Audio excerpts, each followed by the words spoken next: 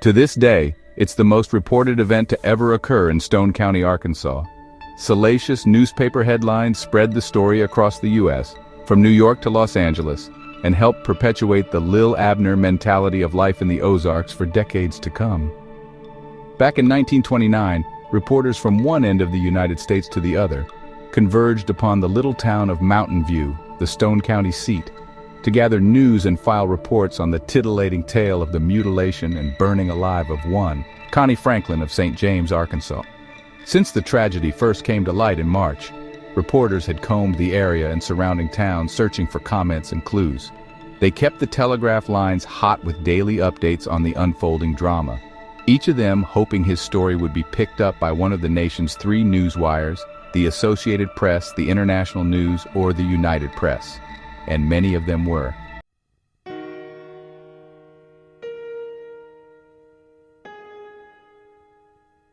Erlene Carter, a local history buff, says her father recalled that the telegraph operator at Sylamore worked for 24 hours straight, several times, sending various reporters' stories out over the wires. There was only one telephone line located in the courthouse, and electricity had not yet come to Mountain View. As a child, Erlene says, she grew up hearing the story of Connie Franklin bandied about. Opinion was divided, half the county believing the guilt lay on one side, the rest believing it was the other. She says she remembers when a true detective magazine resurrected the story decades later and reignited old animosities. Most of the old-timers that used to sit around the local diners and rehash the turn of events are all gone now, Erlene says. But even today, you can ask a descendant of one of the accused or the accuser for an opinion and get a very firm one.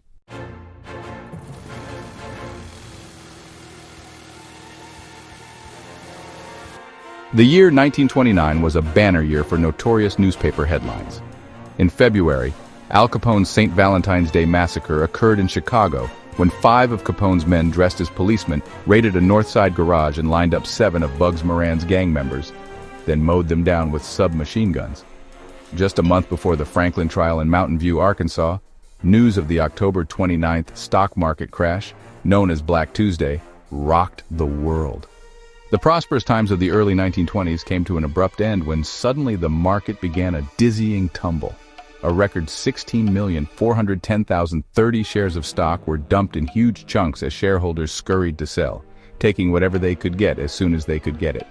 Many lost fortunes that had taken generations to accumulate, and many jumped to their deaths from high-rise office buildings, unable to face their families with the news.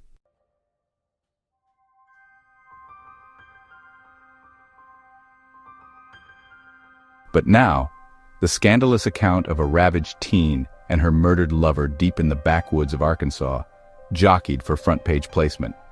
Daily, news headlines across the country screamed of even more outrageous behavior, secret vendettas, and feudal wars between one county and the next, between one family or the other.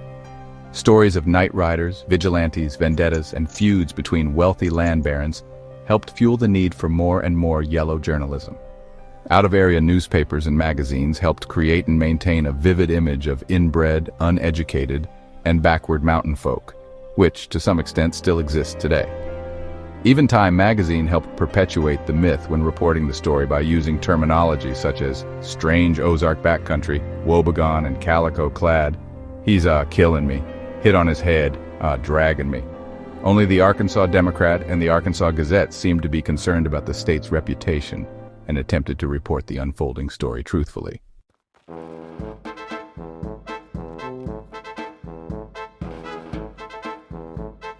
The Connie Franklin of this story has been called a drifter, a man that followed his instincts from one town to the next looking for work whenever and however it came his way. Not all that unusual back in late 1929 when work away from home was a means necessary to an end.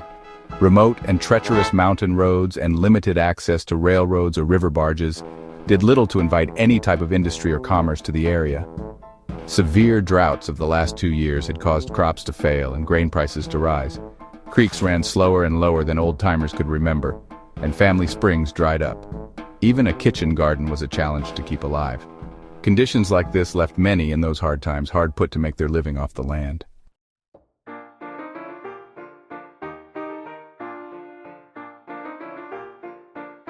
The Great Depression of 1930 came early to the Ozarks. The very next year would see an exodus of families that had not been heard of since the first immigrants left the old country and stepped foot on American soil. Many a young man or an entire family would strike out and go east or west, mostly west, to find work, often sending money back home in order to save the family homestead. I'm sure those were hard decisions to make, and many a late-night family discussion by the light of a kerosene lamp foreshadowed the departure of loved ones, with elders, perhaps, staying behind and knowing this could be the last they'd see of their loved ones, at least on this earth.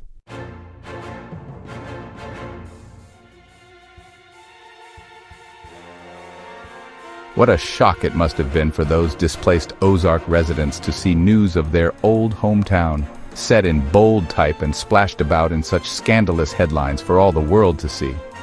They would read about Connie Franklin, the Arkansas drifter, murdered in Stone County, Arkansas, mutilated then burned alive, dismembered and thrown into a fire pit, tortured, battered and slain, his fiancée raped and beaten. Major newspapers vied for the most titillating slant, and what they couldn't ferret out they simply made up.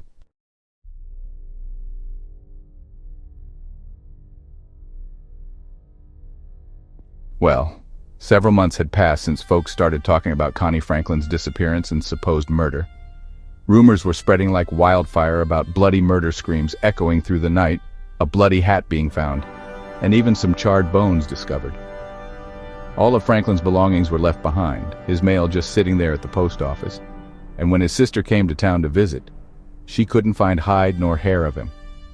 Connie had been courting a local teenager, fallen head over heels in love, and was about to tie the knot. But now Connie Franklin had vanished into thin air, and Tiller Ruminer, his fiancée, well, she wasn't saying a word. Finally, when enough evidence was gathered, the sheriff went ahead and arrested 5 men. He assured a hesitant Tiller that he'd keep her and her family safe if she decided to testify. With that promise, he managed to convince a grand jury that there was enough reason to go to trial.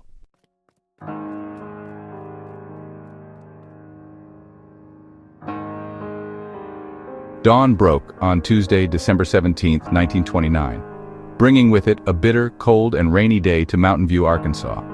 It was the first day of the Connie Franklin murder trial. Folks came from all around, from neighboring towns, and locals gathered around the courthouse square. Even hill folk made their way down from the mountains. They all mingled around the square, where vendors and medicine men were selling their wares, creating quite the carnival-like atmosphere. Back then, only the upper class had cars. If folks were prosperous enough, they might have had a horse and buggy. If not, they rode in on the family mule or walked. Regardless of how they traveled because of the recent heavy rains, they arrived on wet and rutted roads, jockeying for space to park or tie up around the square.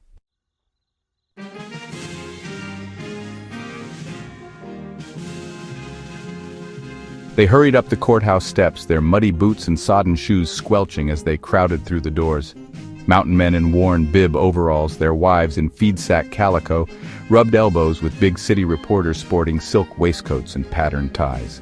Together, they jostled down the dim, battery-lit corridors to the courtroom of Circuit Judge S.M. Bone. Judge Bone, who traveled a 4-county area hearing both civil and criminal cases, was likely encountering a circus-like atmosphere the likes of which he'd never seen before. Just 7 years earlier, in 1923, a Stone County man had been sent to the electric chair for murder, and now these 4 men were facing the same grim fate if convicted.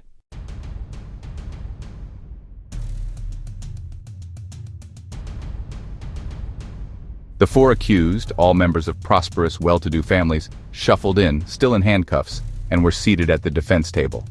A 5th, the possible ringleader, had chosen to have his case heard separately from the others and was not sitting at the defense table but in the gallery.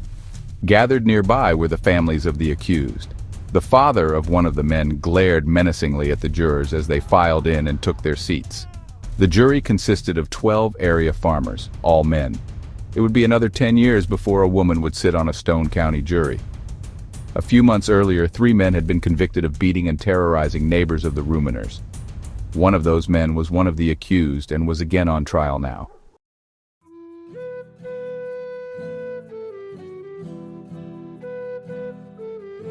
The families of the accused had funded the most extensive legal team the little town had ever seen, consisting of at least 4 attorneys and their assistants. The prosecution was at a distinct disadvantage with only one attorney and his assistant. Oddly enough, the defense attorney and the prosecuting attorney were brothers, both in practice in Mountain View. The teenage Tiller Ruminer, just 16 years old, the centerpiece of the tragedy, was there, her family at her side. Necks were stretched and strained and bobbed about as everyone tried to get a better view of the accuser and the accused. Reporters scribbled furiously, the smoke of their cigars wafting about overhead.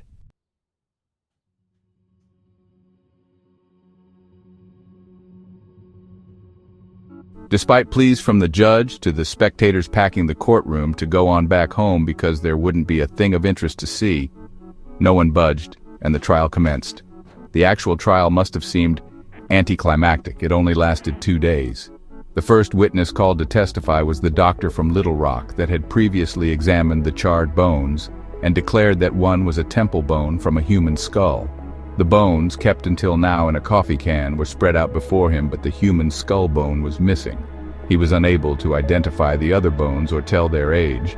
A dentist testified that the teeth amongst the bone shards were animal and not human.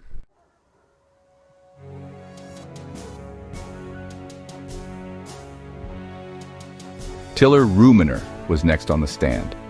Time magazine would later describe Tiller as woebegone and dressed in calico, when in fact she was wearing a new coat and dress, and her hair was stylishly bobbed in a popular fashion of the times.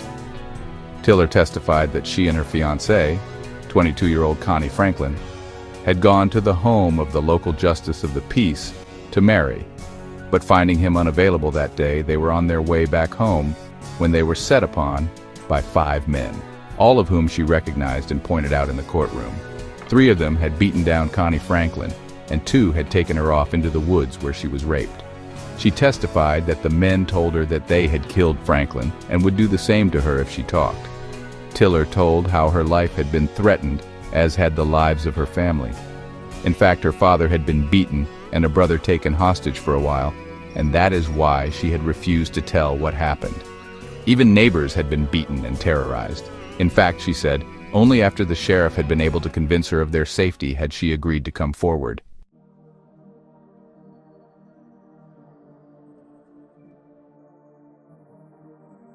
The next witness was Tiller's deaf-mute cousin. He had attended a school for the deaf in Little Rock, where he had been considered an honest, intelligent, and popular student. He testified through a translator from the same school, saying that he had not actually seen the men lift up and throw Connie Franklin atop the fire, but he had seen them drag what he thought was the lifeless body of Franklin up to the fire. The body, he said, was dressed in Franklin's clothes. Newspapers portrayed him as a dumb hillbilly and called him deaf and dumb. Time magazine reported that he testified by finger twitching rather than saying he signed his testimony. It was sometime after 8 o'clock that night before court was adjourned, and the 12 jurors made their way over to the Dewdrop Inn, just off the square, for a warmed-over dinner and then to sleep.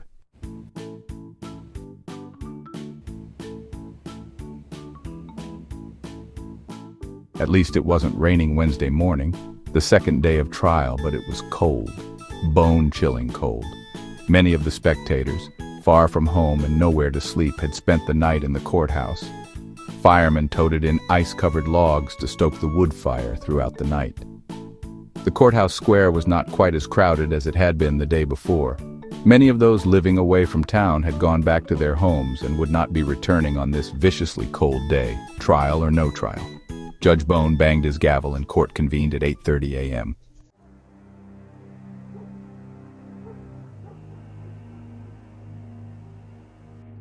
Before the trial, relations of the accused men had offered a reward to anyone knowing the whereabouts of Connie Franklin, and shortly thereafter rumors began to surface that he had been found alive. Still, a murmuring wave swept through the courtroom when Connie Franklin was called to the stand. It had to have been a highlight of the trial when the tall, raw-boned witness for the defense approached the stand and swore that he was Connie Franklin. He stated that he had not been murdered, and the men accused of the deed were actually his friends. He explained the blood he had away by saying he had gotten drunk with said friends and fallen off his mule. He'd then left town because Tiller Ruminer had refused to marry right away, and he told her it was now or never. He'd only returned when he heard that he'd been murdered. It was here, during a heated exchange between witness and prosecuting attorney, that Tiller rose up and shouted, "He ain't my Connie!"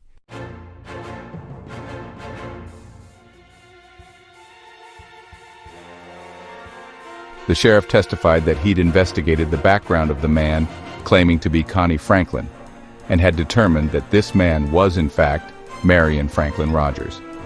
He was 33 years old, not 22, married, the father of 4 children, and had escaped from a state of Arkansas mental institution for nervous disorders.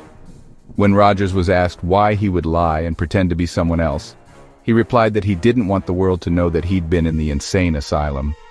Each of the accused men then testified. Every man agreed that this man was their friend, Connie Franklin, and they'd been drinking when Franklin had fallen off his mule and hit his head, that they had actually been dragging him home when they had been observed, and they never knew what had become of Franklin after that. One of the men denied ever being at the scene at all. Every one of them denied any involvement in such a crime.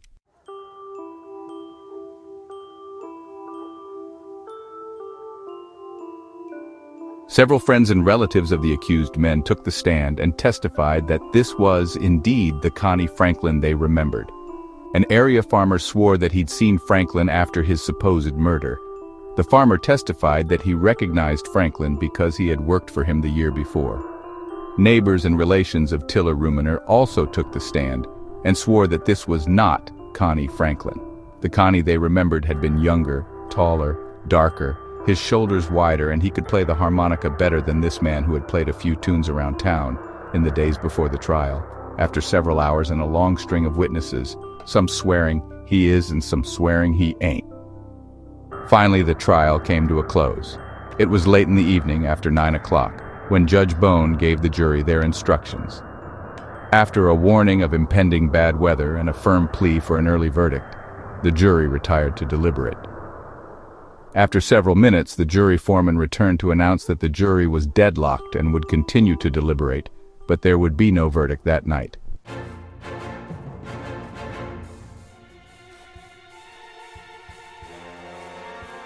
Well, folks, another icy cold late-night trek to the Dewdrop Inn ensued. The jury, they convened early the next morning, and shortly after 11 o'clock, the jury foreman announced, they were still deadlocked at a vote of 6-6.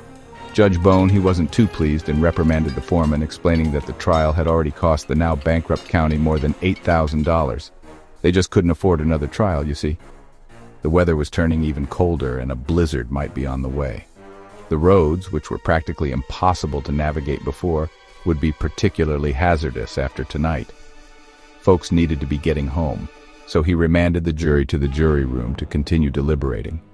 Just before noon, the foreman came back and announced that the jurors were still deadlocked, but now the vote was 7-5. Once again, the judge sent the jury back into deliberations, telling them to stay until they had reached a verdict.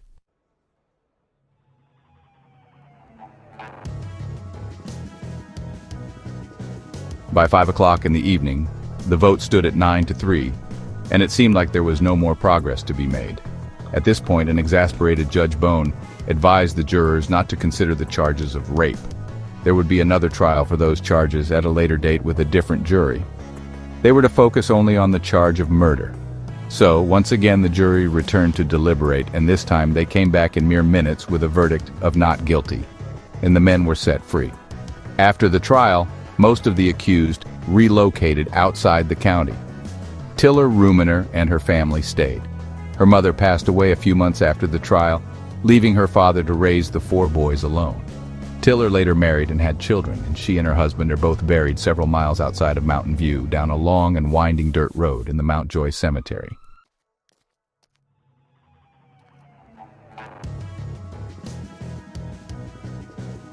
Whatever became of Connie Franklin, the drifter? Did he really die that night? No one knows for sure. Over the years, every now and then, someone would claim to be the Connie Franklin and grab their 15 minutes of fame. Once in 1974, an old man came riding into Mountain View on a brown and white Shetland pony, declaring he was the man paid to be Connie Franklin on the witness stand. He even showed up later at the American Legion Hall and answered questions. But 3 years after the trial, Marion Franklin Rogers, The man who testified at the trial and claimed to be Connie Franklin was found lying beside the road near Batesville. He died 3 days later from a burst appendix. So, it seems even Marion Rogers had his share of identity thieves.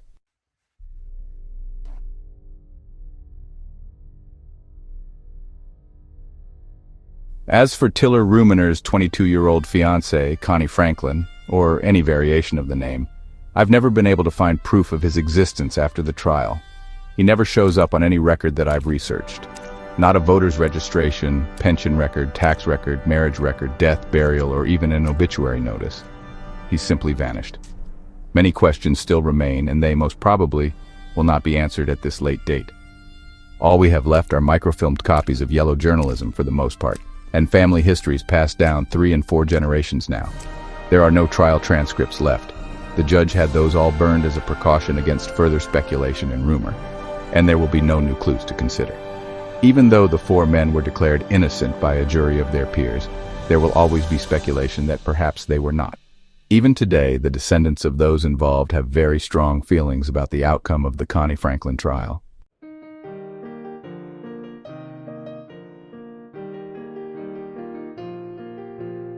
Tiller Ruminer's attackers never stood trial for rape. The trial that was promised to the 12 jurors when they were told by the judge to consider only the murder charge because there would be a separate trial for the rape, well, that trial was dismissed. There is no record as to why. Tiller Ruminer went on to marry and have several children. She lived and died as a respected member in that same little community, and she is buried in the local cemetery, just a few feet away from the men she accused that day in court.